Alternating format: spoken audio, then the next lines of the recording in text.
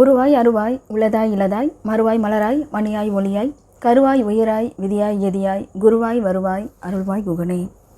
என் குருநாதருடைய குருவருளாலும் முருகப்பெருமானுடைய திருவருளாலும் உங்கள் எல்லாரையும் இணையதளத்தின் வழி சந்திக்கிறதுல சந்தோஷம். அடியே சிவபிரதீபா. எல்லோரும் இன்புற்று இருக்க இறைவனை பிரார்த்திக்கிறேன். சிவாய நம. முந்தைய பதிவு பார்த்துருப்பீங்க இல்லையா? முதல் 6 வரிகள் அவர் எழுதின முதல் பாடல், அதாவது முத்தை தருப்பாட்டில் இருக்கக்கூடிய முதல் 6 வரிகளை ஏற்கனவே நம்ம சிந்தித்தோம் இல்லையா? அது ஃபுல்லாக விளக்கப்படுத்தி நம்ம பார்த்துருக்கோம்.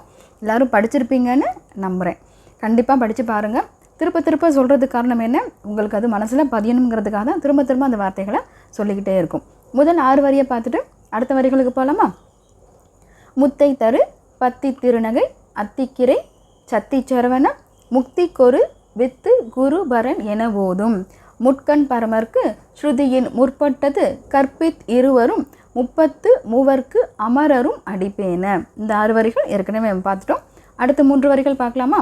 10 தலை தத்தை கணைதோடு ஒற்றை கிரி மத்தை பொறுதொரு பட்ட பகல் வட்ட திகிரிகி இரவாக அப்படின்னு இங்கே சொல்லியிருக்கார் சுவாமி. என்னன்னு பார்க்கலாமா? 10 தலையை கொண்டவன். கரெக்டு, ராவணன் தான். இங்கே 10 தலை தத்தை கணைத்தொடு. அந்த 10 தலைகளை வீழ்த்துவதற்கு ஏக முருகமாக ஒருத்தர் வந்தாராம். தத்தை கணைத்தொடு ஒரே ஒரு அம்பு கொண்டு ஒரு ஏக முகத்தோடு ஒருத்தர் வந்தார் அப்படின்றத சொல்கிறார். யாரை சொல்கிறாங்க? ஸ்ரீராமனை தான். கண்டிப்பாக அந்த 10 தலைகள் கொண்ட ராவணனாக இருந்தான். அவனுக்கு 10 தலைகள் இருந்தது.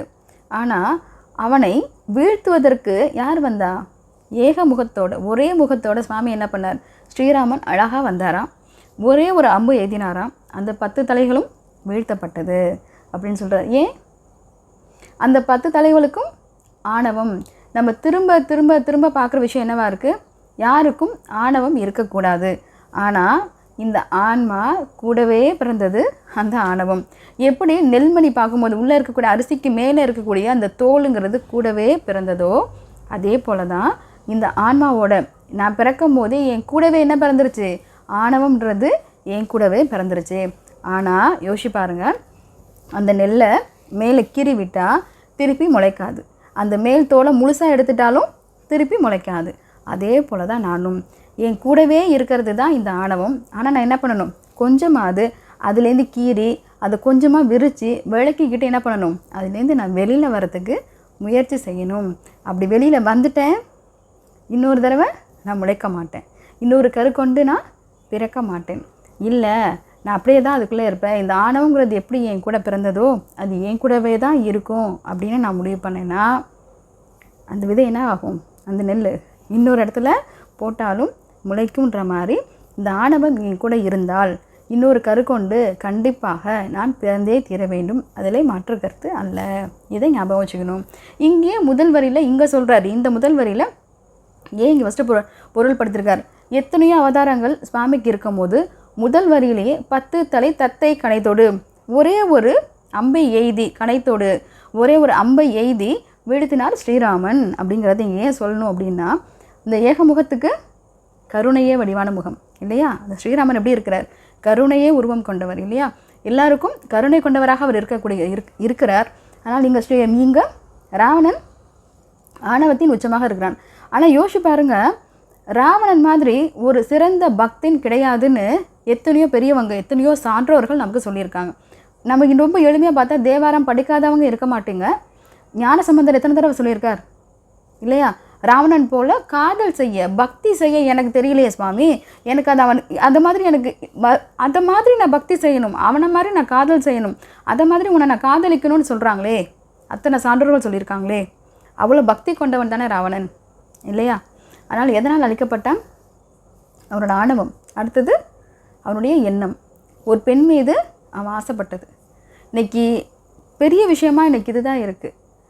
ஒரு பெண்ணை காயப்படுத்துறது எவ்வளோ சீக்கிரம் எல்லோரும் காயப்படுத்திடுறீங்க இல்லையா? உடலாலேயோ மனசாலேயோ ரொம்ப சீக்கிரமாக எல்லோரும் காயப்படுத்திடுறோம். ஆனால் அது எவ்வளோ கொடுமையான விஷயம் தெரியுதா?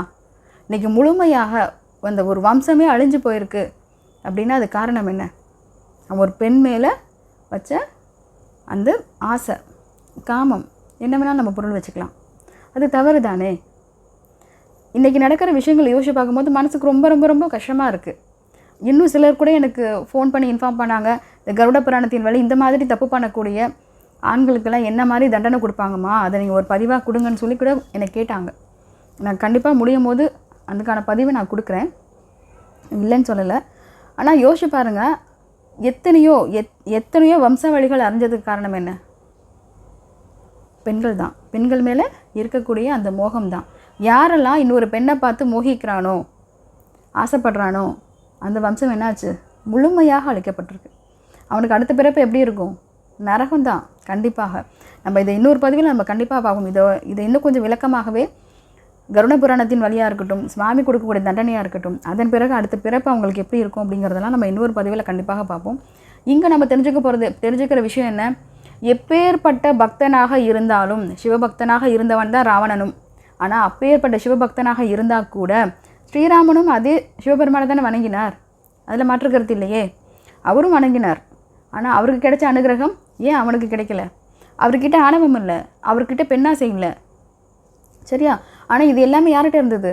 ராவணனுக்கு இருந்தது. அதனால தான் என்னாச்சு? அவரோட முழு வம்சமே அங்கே முழுமையாக அழிக்கப்பட்டிருக்கு அப்படிங்கிறத இங்கே முதல் வரியில் சொல்கிறார். 10 தலை இருக்குங்கிறது பெரிய விஷயமே இல்லை. ஆனால் 10 தலைக்கு என்ன இருக்கக்கூடாது? ஆணவம்ன்றது இருக்கவே கூடாது. அந்த ஆணவம் இருந்தால் கருணை கொண்டு ஒரு முகம் வரும். அதுக்கு பெருசாக பெரிய பலங்கிறது தேவையே இல்லை. அந்த கருணை போதும். சுவாமி அவர் மேலே வச்சுருக்க கருணை அதுவே போதுமானது. சிவபெருமான் அவருக்கு கொடுத்த அந்த கருணை, அவருக்கு கொடுத்த அன்பு, அவர் எப்படி இருக்கார்? கருணை கொண்டு உள்ளத்தோடு இருக்கார். இன்னொருத்தருக்கு அந்த கருணையோடு எல்லாமே செஞ்சார். ஸ்ரீராமன் அப்படி தானே இருந்தார். இன்றைக்கி நம்ம பார்க்குறோமே, ஸ்ரீராமன் போல் ஒரு உத்தமன் பார்க்குறதுக்கு வாய்ப்பே கிடையாது. அப்படி தானே இருக்கிறார். எனக்கு ஸ்ரீராமனை ரொம்ப ரொம்ப ரொம்ப ரொம்ப பிரியம். ஸ்ரீராமன் சொல்லும் போதே என் மனசுக்குள்ளே அவ்வளோ ஒரு சந்தோஷம் வரும். அந்த திரும்பியிலே கண்ணுக்கு முன்னாடி வந்து நிற்கிற மாதிரி தோணும். ஸ்ரீராமனை எனக்கு அவ்வளோ இஷ்டம். அப்படி ஒரு உத்தமனை இனிமேல் பார்க்க முடியுமா?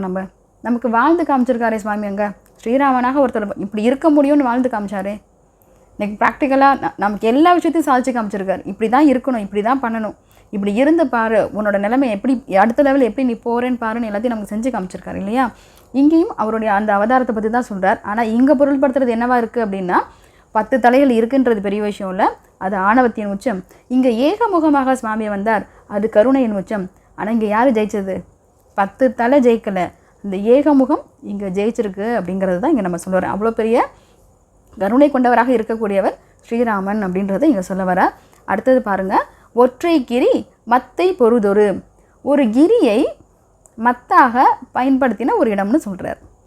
ஒரு கிரியை மத்தாக பயன்படுத்தின இடம் ஞாபகம் வந்தா யாருக்காவது? ஞாபகம் வந்திருக்கும்னு நினைக்கிறேன். பார்க்கடல் தேவர்களும் அசுரர்களும் சேர்ந்து கடைந்து எடுத்தார்கள் அப்படின்னு ஒரு கதை பார்க்குறோம் இல்லையா? ஒரு வரலாற்று கதை இருக்குது இல்லையா? அப்போ என்ன பண்ணாங்க? வாசுகி பாம்பை கயிறா மாற்றினாங்க, மந்திரகிரி மலையை மத்தா பயன்படுத்தினாங்க. அப்படி பயன்படுத்தி இழுக்கும் போது என்னாச்சு? விஷம் வந்தது. இன்னும் எத்தனையோ விஷயங்கள் வந்தது. மகாலட்சுமி வந்தாங்க, தன்வந்திரி வந்தார், அமிர்தம் வந்தது, இன்னும் எத்தனையோ விஷயங்கள் வந்தது இல்லையா? இன்னும் எத்தனையோ நமக்கான நல்ல விஷயங்களும் அதில் இருந்தது, அதுக்கான கெட்ட விஷயங்களும் கண்டிப்பாக அதில் இருந்தது. அந்த பார்க்கடையில் கடையும் போது இந்த மத்தை வச்சுட்டோன்னே, அதாவது இந்த மந்திரகிரி மலையை வச்சு இந்த பாம்பை போட்டு கயிறாக இழுத்த உடனே நமக்கு அந்த பார்க்கடலில் கடைய முடிஞ்சுதா? இல்லையே. என்னாச்சு? அந்த பார்க்கடலில் போயிட்டு அந்த மத்து போய் அப்படியே கீழே உட்காந்துருச்சு. அந்த மலை என்னாச்சு? அப்படியே இப்போ கீழே போய் உட்காந்துருச்சு. அப்புறம் எங்கேருந்து இழுக்க முடியும்? அது இழுக்க என்னாகும்? அந்த வாசுகி பாம்போட உடல் தான் என்னாக ஆரம்பிக்கும்? நஞ்சு போக ஆரம்பிக்கும்.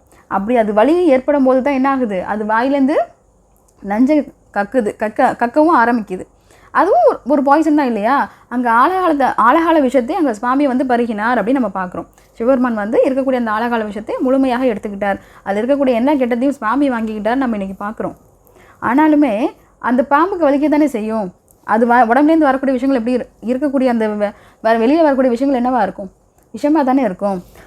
அப்படி வெளியில் தான் வந்ததும் சரி. ஆனால் இதுக்கு இன்னொன்றும் தேவைப்பட்டுச்சு. என்ன தேவைப்பட்டது? கூர்ம அவதாரமாக சுவாமி அங்கே வந்தார். கீழே அந்த ஆமையாக சுவாமியை வந்து கீழே உட்காந்து அதன் மேலே தன்னோட ஓட்டி மேலே தூக்கி அந்த மத்தை வச்சதுக்கப்புறம் தான் என்னாச்சு? பார்க்கடலில் கடைய ஆரம்பித்தாங்க. அப்படி கடைஞ்சி வந்தது தான் நமக்கு இத்தனை விஷயங்கள். மகாலட்சுமியாக இருக்கட்டும், தன்வந்திரியாக இருக்கட்டும், ஒற்றை கொம்பு இருக்கக்கூடிய வெள்ளை வெள்ளை குதிரையாக இருக்கட்டும், ஐராவதமாக இருக்கட்டும், இப்படி இருக்கக்கூடிய எத்தனையோ விஷயங்கள் நமக்கு வந்திருக்கு அப்படின்னா நமக்கு அந்த கடல்லேருந்து கிடச்சது தான். அதுக்கு முக்கியமான காரணமாக யார் இருக்கிறா? அங்கே ஸ்ரீ விஷ்ணு இருக்கிறார். சரியா? விஷ்ணு பெருமான் தான் நம்ம என்ன பண்ணார், நமக்கு கூர்ம அவதாரமாக அவர் வந்து கீழே அந்த ஆமை ரூபமாக வந்து கூர்ம அவதாரமாக அந்த ஆமையாக வந்து அவர் கீழே உட்காந்து அந்த ஓட்டின் மேலே அந்த மத்தை தூக்கி வைக்கலைன்னா அப்படி கடைஞ்சி அந்த பார்க்கல இருக்கக்கூடிய அந்த விஷயங்களை கொண்டு வந்திருக்க முடியுமா நமக்காக அப்படின்னா அதுக்கு வாய்ப்பே இல்லை. அப்போ முழு மேசாக இருக்கக்கூடியது நமக்கு அடித்தளமாக யார் இருந்தா அப்படின்னா கண்டிப்பாக விஷ்ணு தான். அங்கே சுவாமி தான் கூர்ம அவதாரமாக வந்தார் அப்படிங்கிறத 2வது சொல்கிறார். முதல் வரியில் நம்ம யாரை பார்த்தோம்? அவருடைய அவதாரமாக இருக்கக்கூடிய ஸ்ரீராமனை பற்றி பார்த்தோம். அடுத்தது என்ன பார்க்குறோம்? அவருடைய இன்னொரு அவதாரமாக இருக்கக்கூடிய கூர்ம அவதாரத்தை பற்றி பார்க்குறோம். இப்போ 3வதாக என்ன சொல்ல வர்றாருன்னு பார்க்கலாம். பட்ட பகல் வட்ட திகிரிகி இரவாக பத்தற்கு ரதத்தை கடவிய, இதோட சேர்த்து பார்த்தா தான் புரியும், அதனால் அதை சேர்த்து நான் சொல்லிட்டேன். அத்துணை கருணை கொண்டவனாக இருக்கக்கூடியவன் முருகப்பெருமானா, அவனை நோக்கி நீ ஒரு அடி எடுத்து வச்சு பாரு, உன்னை நோக்கி அவன் 10 அடி எடுத்து வைப்பான், அதில் மாற்றமே கிடையாது, கண்டிப்பாக அதை செய்யின்னு அருணகிரிநாதர் நமக்காக சொல்லிட்டு போன இந்த வார்த்தைகள் தான் இது எல்லாமே. இதன் பிறகாகவும் அடுத்த ஒரு 8 வரிகள்ங்கிறது நமக்கு இருக்குது. இதை நம்ம அடுத்த பகுதியில் பார்க்கலாம். தொடர்ந்து பயணிக்கலாம். சிவாய நம. திருச்சிற்றம்பலம்.